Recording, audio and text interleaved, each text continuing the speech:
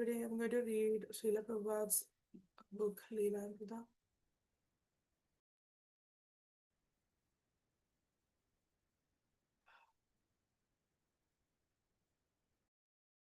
Prabhu, I can't see.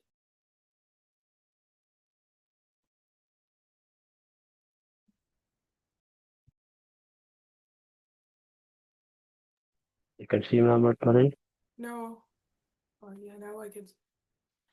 And this transcendental vibration, Hare Krishna, will help us by cleaning the dust from the mirror of our mind. On the mind, we have accumulated material dust. Just like on the Second Avenue, due to the constant traffic of motor cars, there is always a creation of dust over everything. Similarly, by our manipulation of materialistic activities, there are some material dust which are accumulated on the mind, and therefore we are unable to see things in true perspective. So, this process, the vibration of the transcendental sound, Hare Krishna, Krishna Krishna, Hare Hare, Hare Rama, Rama Rama, Hare Hare, will cleanse the dust. And as soon as the dust is cleared, then as you see your nice face in the mirror, similarly you can see your real constitutional position as spirit soul. In Sanskrit language, it is said, Bhava Mahadavagni. Lord Chaitanya said that Lord Chaitanya's picture you have seen in the front window. He is dancing and chanting Hare Krishna. So it doesn't matter what a person was doing before, what sinful activities. A person may not be perfect at first, but if he is engaged in service, then he will be purified. Suddenly, a bowery derelict enters, whistling and drunkenly shouting. The audience remains seated, not knowing what to make of it. Drunk, how are you? I'll be right back. I brought another thing. Prabhupada, don't disturb. Sit down. We are talking seriously. Drunk, I will put it up there. In a church? All right, I'll be right back. The man is white haired with a short, grizzly beard and frowsy clothing. His order reeks through the temple, but then he suddenly careens out the door and is gone. Prabhupada chuckles softly and returns immediately to his lecture. So it doesn't matter what a person was doing before, if he engages in Krishna consciousness. Chanting Hare Krishna and Bhagavad Gita, it should be concluded that he is a saint. He is a saintly person. Abhichet Sukh Duracharo. Never mind if he may have some external immoral habit due to his past association. It doesn't matter. Some way or other, one should become Krishna conscious, and then gradually he will become a saintly person as he goes on executing this process of Krishna consciousness. There's a story about how habit is second nature. There was a thief, and he went on pilgrimage with some friends. So at night, when the others were sleeping, because his habit was to steal at night, he got up and was taking someone's baggage. But when he was thinking, oh, I have come to this holy place of pilgrimage, but still I'm committing theft by habit. No, I shall not do it.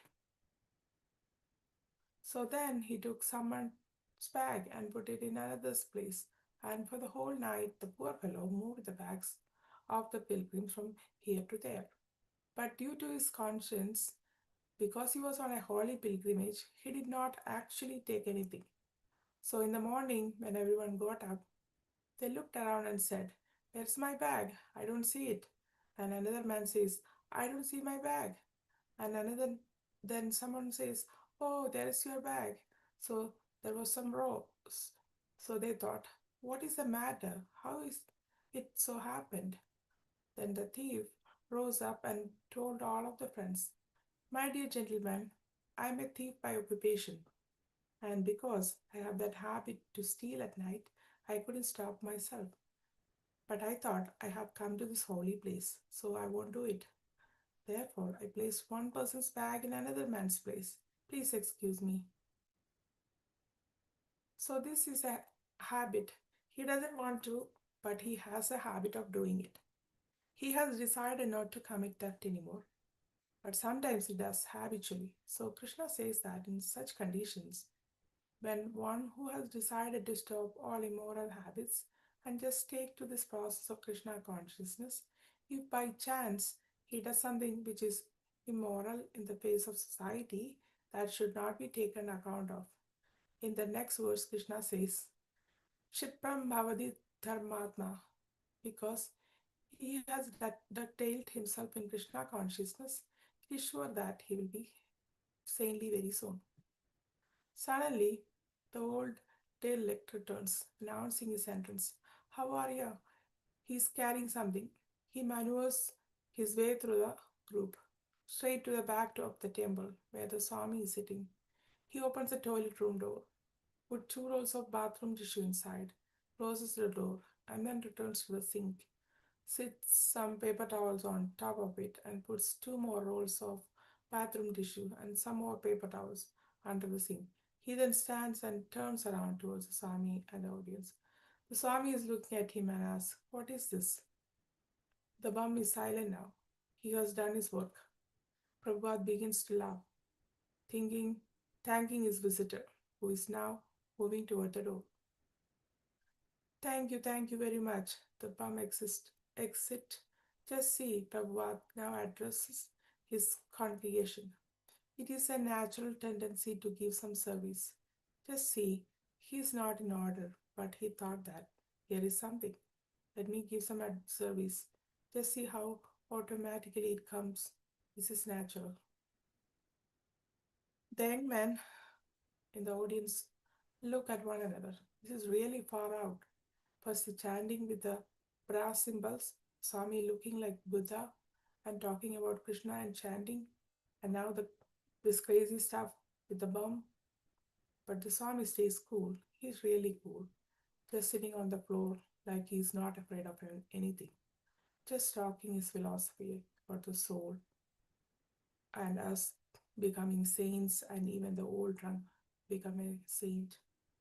After almost an hour, the dog still barks and the kids still squeal. Prabhupada is asking his hearers, who are only beginners in spiritual life, to become totally dedicated preachers of Krishna consciousness. The Bhagavad Gita, you will find that anyone who preaches the gospel of Bhagavad Gita to the people of the world is the most dear, the dearest person to Krishna. Therefore, it is our duty to preach the principles of this Bhagavad Gita to make people Krishna conscious. Prabhupada can't wait to tell them, even if they aren't ready. It is too urgent. The world needs Krishna conscious preachers. Hare Krishna. Here, in summary, in a humble storefront temple on New York's Lower East Side, Srila Prabhupada delivers a lecture on the purifying power of the Hare Krishna mantra, thinking that it would clear the dust from the mirror of the mind to reveal the soul's true nature. During this time, there were a lot of chaos happening. Entrance of a drunkard man, which is a little scary, and there is interruptions from a restless man with questions in between the class and interrupting Prabhupada's class. But Prabhupada remains calm and composed. He is compassionate to the fallen souls. He uses the drunkard's act of donating toilet paper as an example of the natural, innate tendency of every soul to perform service, regardless of their current material condition. My Guru Maharaj Ramapada Swami always say in his class that any of our recurring actions, good or bad, eventually becomes our second nature. Some may hear Prabhupada by telling the story of a thief, emphasizing that consistent devotion or constant unalloyed devotional practice can transform the human society. Prabhupada urges his young audience to become dedicated preachers of this spiritual science. In summary, Prabhupada remained unshakable in whatever situation he is in. No amount of worldly distraction could bother him. His mission is planting the seed of Krishna consciousness in the soil, and fulfill his Guru's instructions. Hare Krishna.